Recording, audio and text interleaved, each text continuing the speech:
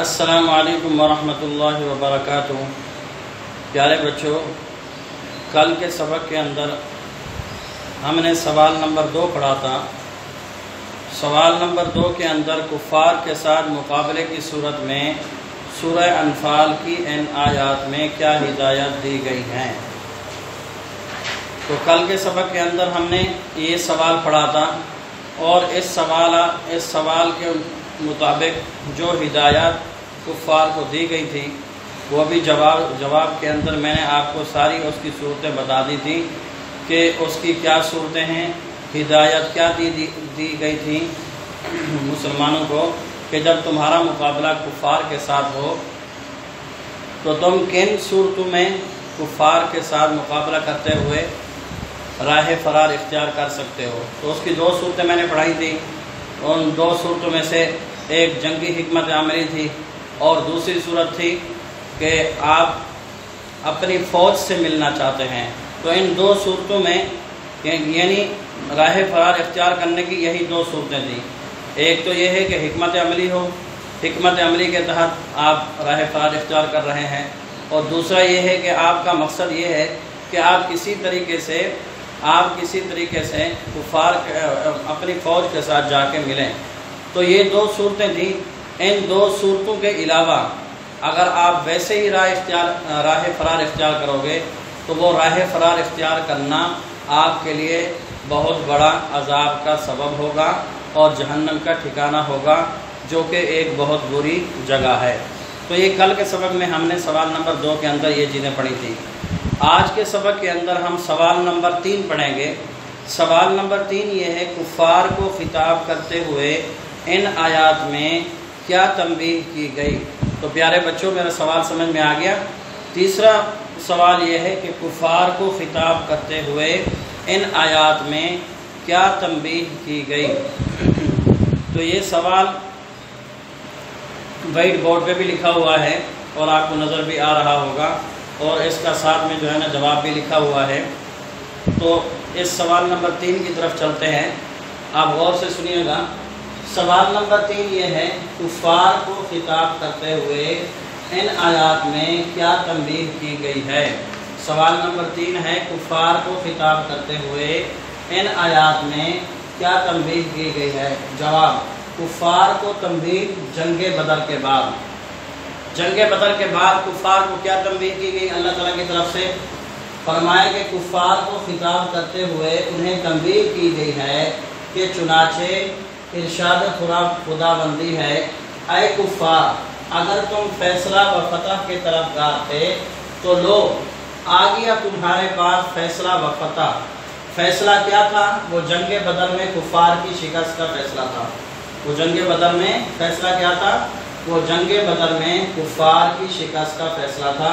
اللہ تعالیٰ نے کفار سے فرمایا کہ اب تم اس فیصلہ کو تسلیم کر لو، اور اب تم شکست کھا چکے ہو، لہذا جان لو کہ دین اسلام ہی دین حق ہے اور تمہارا دین باطل ہے، اس لیے دین اسلام کو قبول کر لو۔ کفار کو تنبیہ کی گئی، اور تنبیہ کے اندر 2 باتیں جو ہے نا بتائی گئی۔ پہلی بات کیا بتائی گئی کہ کفار سے خطاب کرتے ہوئے انہیں یہ تنبیہ کی گئی کہ ان کو یہ تنبیہ کی گئی کہ جنگ بدر میں جس طرح تمہیں شکست کا سامنا کرنا پڑا، اور شکست کھانا یہ فیصلہ تھا اس بات کا کہ اللہ تعالیٰ نے فرما دیا کہ اب تم اس فیصلے کو تسلیم کر لو، اب تم شکست کھا چکے ہو، لہذا جان لو کہ دین اسلام ہی دین حق ہے، کہ تم اس جنگ بدر کے اندر جو تمہیں شکست ہوئی، تو اس شکست سے ہی جو ہے نا آپ جان لو اور سمجھ لو کہ یہ جو تمہیں شکست ہوئی ہے تو یہ شکست کھانا اس بات کی دلیل ہے کہ دین اسلام ہی دین حق ہے اور جو تمہارا دین ہے وہ دین باطل ہے۔ تو لہذا آپ اسی دین اسلام کو تسلیم کر لو اور اسی دین اسلام کو ہی قبول کر لو۔ تو ایک یہ تنبیہ کی گئی کہ تمہارا دین کیا ہے؟ باطل ہے، اور دین اسلام حق ہے۔ یعنی حق اور باطل کو اللہ پاک نے واضح کر دیا کہ تم باطل ہو اور باطل ہی رہو گے، اور دین اسلام سچا دین ہے اور دین حق ہے، تو حق کو ہی جو ہے نا غلبہ ہوگا اور باطل مغلوب ہوگا، اس لیے آپ کو شکست ہو گئی اور دین اسلام حق پر تھا تو اللہ نے اس کو اوپر اٹھا دیا۔ اور دوسری تنبیہ یہ بھی کی گئی اور ان کو یہ بھی تنبیہ کی گئی ہے کہ اپنی تعداد، دلیری، بہادری اور ساز و سامان پر، کیونکہ غزوہ بدر کے اندر کفار کی تعداد بھی زیادہ تھی اور یہ ہے کہ ان کے پاس اسلحہ بھی زیادہ تھا، اسلحے سے وہ لیس تھے اور ان کے ساتھ کھانے پینے کی اشیاء، ہر چیز، کسی چیز کی کمی نہیں تھی، سب ساز و سامان ان کے ساتھ تھا۔ لیکن جب جنگ ہوئی، جب غزوہ ہوا، جب جنگ ہوئی تو جنگ میں یہ سارا ساز و سامان، سب دلیری، سب بہادری ان کی جو ہے نا نیست ہو گئی اور اللہ نے ان کو شکست فاش سے سامنا کرنا پڑا۔ تو اللہ تعالیٰ فرما رہے ہیں کہ ان کو یہ بھی تنبیہ کی گئی ہے کہ اپنی تعداد، دلیری، بہادری اور ساز و سامان پر گھمنڈ مت کرو، کہ یہ جو تم گھمنڈ کرتے تھے اللہ تعالیٰ نے تمہارے گھمنڈ کو کیسے توڑا، اس پر آپ گھمنڈ مت کرو، کیونکہ غزوہ بدر میں تمہیں یہ سب چیزیں کوئی فائدہ نہیں دے سکیں، غزوہ بدر میں تمہیں یہ سب چیزیں کوئی فائدہ نہیں دے سکیں۔ اور ان کو یہ بھی پیغام دیا گیا ہے کہ اگر تم رسول صلی اللہ علیہ وسلم کے خلاف جنگ کرنے سے باز آ جاؤ تو یہ تمہارے لیے بہتر ہوگا، کہ اگر تم اس جنگ سے باز آ جاؤ تو یہ تمہارے لیے بہتر ہوگا۔ اگر تم باز نہیں آؤ گے تو جنگ بدر کی طرح اپنے رسول مکرم صلی اللہ علیہ وسلم کی مدد کرے گا۔ تو اللہ تعالیٰ جنگ بدر کی طرح، یعنی جنگ بدر میں جس طرح مسلمانوں کی مدد کی تھی اللہ پاک نے، اور مدد میں اللہ پاک نے فرشتوں کا نزول کیا تھا اور یکے بعد دیگرے قطار در قطار فرشتے اترے تھے، اللہ پاک نے مدد فرمائی تھی جنگ بدر میں۔ تو اگر اسی طرح اگر آپ باز نہیں آؤ گے اور جنگ کرو گے تو جنگ بدر کی طرح جس طرح رسول پاک صلی اللہ علیہ وسلم کے ساتھ مدد کی تھی تو ایسے ہی مسلمانوں کی مدد اللہ تعالیٰ کرے گا اور تمہیں شکست سے دوچار ہونا پڑے گا۔ اگر تم باز نہیں آؤ گے تو اسی طرح تم شکست خوردہ ہوتے رہو گے اور ہمیشہ آپ کو شکست ہوتی رہے گی، کیونکہ حق حق ہوتا ہے اور باطل باطل ہوتا ہے، اور فتح حق کی ہوتی ہے، باطل کو شکست ہی ہوتی ہے، باطل ہمیشہ مغلوب ہوتا ہے اور حق ہمیشہ غالب ہوتا ہے۔ تو یہ دو طرح کی تنبیہ کفار کو اللہ پاک نے جنگ بدر کے بعد کی۔ تو اس کی سوال نمبر 3 کے اندر پوری تفصیل میں نے وائٹ بورڈ پہ لکھ دی ہے۔ سوال نمبر 3 بھی آپ کو نظر آ رہا ہوگا کہ لکھا ہوا ہے، اس کے نیچے جواب ہے اور جواب کے اندر جو 2 تنبیہ کی گئی ہیں اس کی پوری تفصیل میں نے وائٹ بورڈ پہ لکھ دی ہے، آپ سب کو نظر بھی آ رہی ہوگی۔ تو آپ حضرات اس کو دیکھ کے اپنی اسلامیات کی بک کے اندر اس کو محفوظ کر لیں اور سمجھ لیں اور پھر اس کو یاد بھی کر لیں۔ تو سمجھ میں آ گئی، تمام بچوں کو یہ بات سمجھ میں آ گئی تو دیکھ لیں اور اس کو جو ہے لکھ لیں۔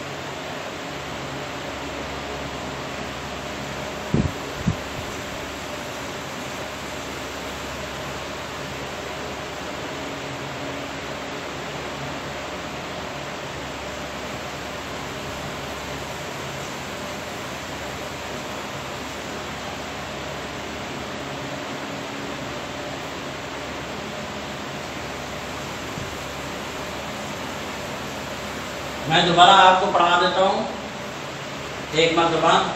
سوال نمبر 3، کفار کو خطاب کرتے ہوئے ان آیات میں کیا تنبیہ کی گئی ہے؟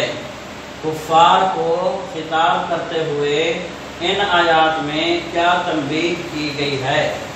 جواب، کفار کو تنبیہ جنگ بدر کے بعد، کفار کو خطاب کرتے ہوئے انہیں تنبیہ کی گئی ہے کہ چنانچہ ارشاد خدا بندی ہے، اے کفار اگر تم فیصلہ و فتح کے طلبگار تھے تو لو آ گیا تمہارے پاس فیصلہ و فتح۔ فیصلہ کیا تھا؟ وہ جنگ بدر میں کفار کی شکست کا فیصلہ تھا۔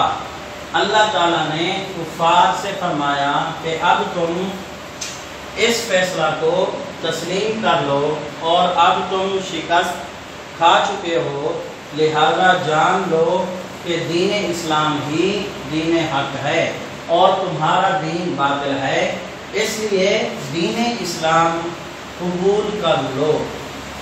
اور ان کو یہ بھی تنبیہ کی گئی کہ اپنی تعداد، دلیری، بہادری اور ساز و سامان پر گھمنڈ مت کرو، کیونکہ غزوہ بدر میں تمہیں یہ سب چیزیں کوئی فائدہ نہیں دے سکیں، اور ان کو یہ بھی پیغام دیا گیا ہے کہ اگر تم رسول صلی اللہ علیہ وسلم کے خلاف جنگ کرنے سے باز آ جاؤ تو یہ تمہارے لیے بہتر ہوگا۔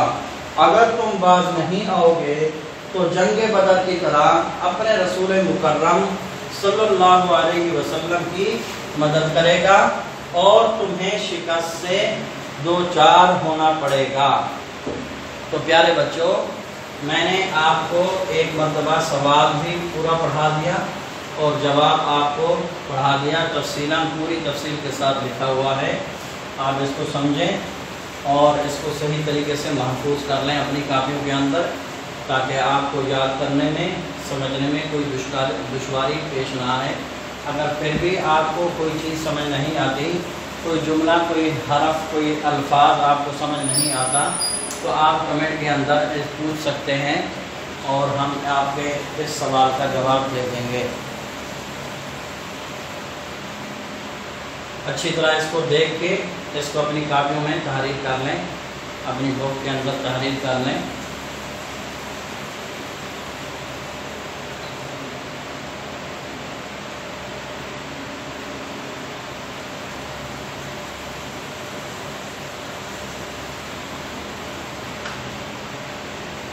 اچھا، اس کے ساتھ سوال نمبر 3 کے ساتھ ہے سوال نمبر 4۔ یہ 3 سوالوں کے بعد سوال نمبر 4 جو ہے، سوال نمبر 4 کیا ہے؟ مندرجہ ذیل عبارات کا مفہوم بیان کیجئے، کہ ان عبارات کا مطلب کیا ہے۔ اس عبارات میں سے یہ 3 جو ہے نا ٹکڑے دیے گئے ہیں آیات کے۔ پہلی آیت ہے یا ایھا الذین آمنوا اذا لقیتم الذین کفروا زحفا فلا تولوہم الادبار۔ اس آیت کا مفہوم یہ ہے کہ اہل ایمان کو اللہ تعالیٰ فرما رہے ہیں کہ اے اہل ایمان، کہ جب تمہارا سامنا کفار کے ساتھ ہو، اذا لقیتم الذین کفروا، کہ جب تم کفار کے ساتھ آمنے سامنے ہو، مقابلہ ہو، تو فلا تولوہم الادبار، تو مقابلہ کے دوران، مقابلہ کرتے ہوئے آپ پیٹھ نہیں پھیرو، پیٹھ پھیر کر بھاگو نہیں، ان کے ساتھ ڈٹ کر مقابلہ کرو، ثابت قدم رہ کر مقابلہ کرو۔ اس آیت کا مفہوم اور مطلب یہ ہے۔ دوسری آیت وما رمیت اذ رمیت ولکن اللہ رما، یہ آپ صلی اللہ علیہ وسلم کی طرف اشارہ ہے کہ اے محمد صلی اللہ علیہ وسلم، آپ نے جو کنکریاں اٹھا کے کفار کی طرف پھینکی وہ آپ نے نہیں پھینکی، وما رمیت نہیں پھینکی آپ نے، اذ رمیت ولکن اللہ رما، بلکہ یہ کنکریاں آپ نے تو اپنے ہاتھ سے چھوڑی، لیکن ان کنکریوں کو پہنچانے والا کیا ہے؟ اللہ ہے۔ اللہ تعالیٰ نے ان کفار کی طرف جو ہے نا یہ کنکریاں پہنچائیں اور کفار کو وہ کنکریاں جا کے لگیں۔ اس آیت کا یہ مطلب ہے۔ تیسری آیت کیا ہے؟ وَلَن تُغْنِيَ عَنْكُمْ فِئَتُكُمْ شَيْئًا وَلَوْ كَثُرَتْ، وَلَن تُغْنِيَ عَنْكُمْ، کفار کو خطاب ہے کہ کفار کو فرما رہے ہیں کہ تمہاری تعداد، تمہاری کثرت یہ کچھ بھی نہیں ہے، کچھ بھی تمہیں فائدہ نہیں دے گی، بھلے آپ جتنا بھی اپنی تعداد بڑھا لو، جتنا بھی آپ اسلحہ اکٹھا کر لو اور جتنا ہی جو ہے نا اپنا ساز و سامان اکٹھا کر لو، تو تمہیں یہ تعداد کچھ بھی فائدہ نہیں دے گی۔ وَلَن تُغْنِيَ عَنْكُمْ فِئَتُكُمْ شَيْئًا، کچھ بھی آپ کو فائدہ نہیں دے گی، وَلَوْ كَثُرَتْ، اگرچہ زیادہ بھی ہو۔ جب تک آپ جو ہے نا دین حق کو قبول نہیں کرو گے اور دین باطل میں چلتے رہو گے تو دین باطل باطل ہے، تو باطل کو ہمیشہ شکست ہوتی ہے۔ تو ان 3 آیات کا مفہوم یہ ہے۔ تو پیارے بچوں، آپ کو یہ ان آیات مبارکہ میں آیت نمبر 11 سے لے کر آیت نمبر 19 تک یہ جو سوال نمبر 1 تھا، سوال نمبر 2، سوال نمبر 3، سوال نمبر 4، 4 سوالات تھے، ان کو ہم نے تفصیل کے ساتھ پڑھا، سنا، سمجھا، اور یہ سوالات میں نے سارے وائٹ بورڈ پہ بھی آپ کو لکھ کے بتائیں، اور آپ نے اس کو تحریر بھی کیا اپنی کاپیوں میں۔ تو اس کو اسی طریقے سے سمجھیں، غور کریں اور اس کو یاد کریں۔ یہ ہماری درس اول کے اندر جو آیات تھیں، آیت نمبر 1 سے لے کر آیت نمبر 19 تک، یہ 19 آیات کی تلاوت بھی ہو چکی، اس کا ترجمہ بھی ہو چکا، اور اس کے اندر جتنے سوالات تھے ان کو ہم نے کمپلیٹ کیا۔ آپ نے سمجھا بھی صحیح، لکھا بھی صحیح، تو اس کو اسی طریقے سے آپ یاد کر لیں۔ میں انہی جو ہے نا، اسی کے ساتھ ہی میں اپنے سبق کا اختتام کرتا ہوں۔ السلام علیکم ورحمۃ اللہ وبرکاتہ۔